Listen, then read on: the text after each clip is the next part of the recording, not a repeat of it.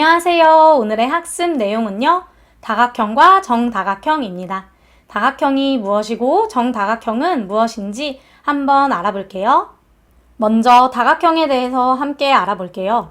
다각형은요. 선분으로만 둘러싸인 평면 도형이고요. 다각형을 이루는 선분을요. 변이라고 말을 하고요. 변과 변이 만나는 점을 꼭지점이라고 합니다. 보시면 이 모든 것들이 다각형인데요. 이 다각형은 선분들로만 이루어진 평면 도형이고요. 다각형을 이루는 선분을요. 변이라고 말을 하고요. 변과 변이 만나는 점을요. 꼭지점이라고 말을 해요. 그래서 변의 개수에 따라서 이름이 달라지는데요. 변의 개수가 3개면 삼각형이라고 말을 하고요.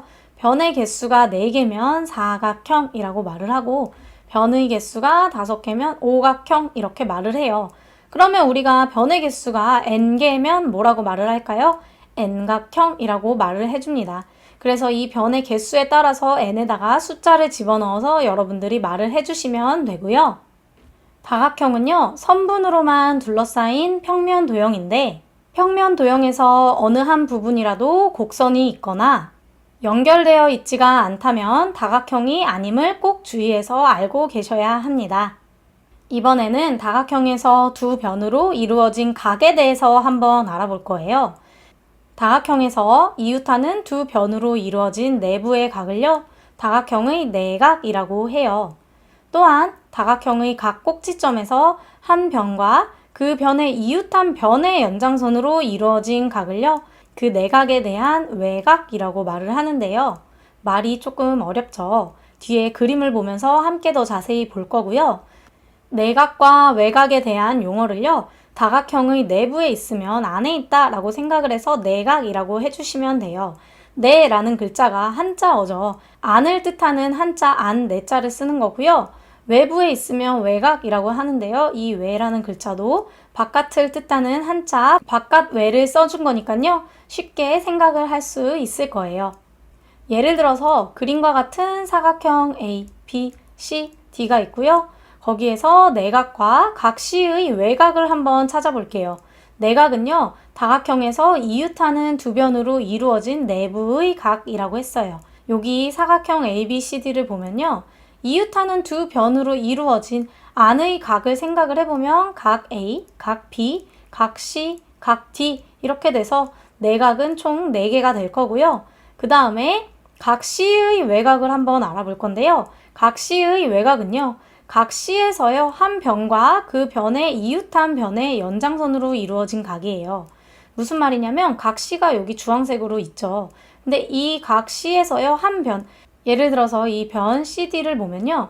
이 변과요, 그 변의 이웃한 변이라고 하면요, 변 BC를 뜻하겠죠? 이 변 BC의 연장선을 쭉 그어보는 거예요. 이 변 CD와요, 여기 연장선으로 이루어진 각은요, 이쪽에 있는 각이에요. 이 각을 우리가 각 C에 대한 외각이라고 말을 하고요. 이 외각을 살펴보면 각 D, C, E를요. 우리가 외각이라고 말을 할 수가 있겠죠. 근데 이것만이 있는 것이 아니에요. 이번에는요. 변 BC를 기준으로 한번 볼 거예요. 변 BC와요. 그 변의 이웃한 변은요. 이번엔 변 DC가 되겠죠. 이 변 DC의 연장선을 쭉 그으면요.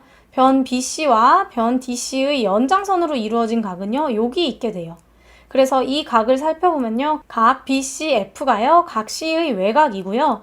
그러면 각 C의 외각이라는 것이 2개가 있겠죠. 한 내각에 대해서 외각은요. 2개가 되지만요.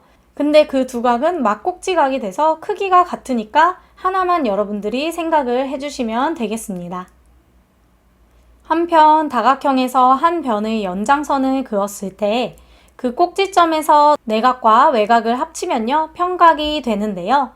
따라서 다각형의 한 꼭지점에서 내각과 외각의 합은요, 180도이다 라는 사실을 알 수가 있어요. 여기 삼각형이 있는데요. 이 삼각형에서 이 한 변에 대한 연장선을 쭉 그었어요.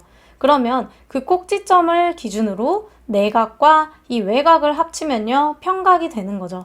그래서 다각형의 한 꼭지점에서요, 내각의 크기와요, 외각의 크기를 합해주면요 180도가 된다라는 사실을 알 수가 있겠습니다. 내각의 크기를 알면 외각의 크기를 알 수가 있겠죠. 왜냐하면 180도에서 내각의 크기를 빼주면 그 외각의 크기가 나올 거예요.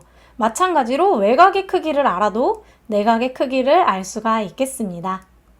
이번에는 정다각형에 대해서 알아볼 건데요. 다각형 중에서도 모든 변의 길이가 같고요. 모든 내각의 크기가 같은 다각형을요, 정다각형이라고 말을 합니다. 그래서 변의 개수에 따라서 다각형을 n각형이라고 불렀잖아요. 변의 개수가 3개면 삼각형이었는데요. 이 중에서도 변의 길이가 모두 같고 내각의 크기가 같으면요, 정삼각형이라고 부르고요. 마찬가지로 변의 길이와 내각의 크기가 전부 다 같으면 정사각형, 변의 길이와 내각의 크기가 다 같은 이러한 오각형을 정오각형 이렇게 부르고요. 같은 방식으로 생각을 해보면 변의 길이가 전부 다 같고요. 내각의 크기가 다 같은 n각형을요, 정n각형 이렇게 부르시면 됩니다. 오늘 배운 내용을 정리해 볼게요. 다각형에 대해서 배웠어요. 선분으로만 둘러싸인 평면 도형을 다각형이라고 말을 했고요. 다각형을 이루는 선분을 변이라고 얘기를 했고요. 변과 변이 만나는 점을요, 꼭지점이라고 말을 했습니다.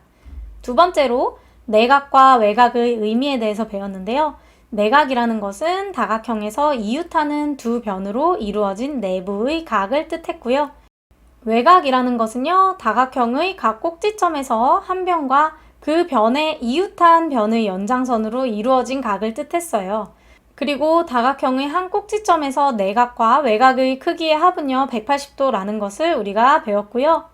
세 번째로 정다각형에 대해서 배웠는데요.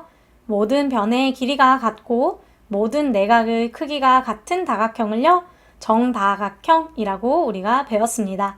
오늘 수업 여기까지 할게요.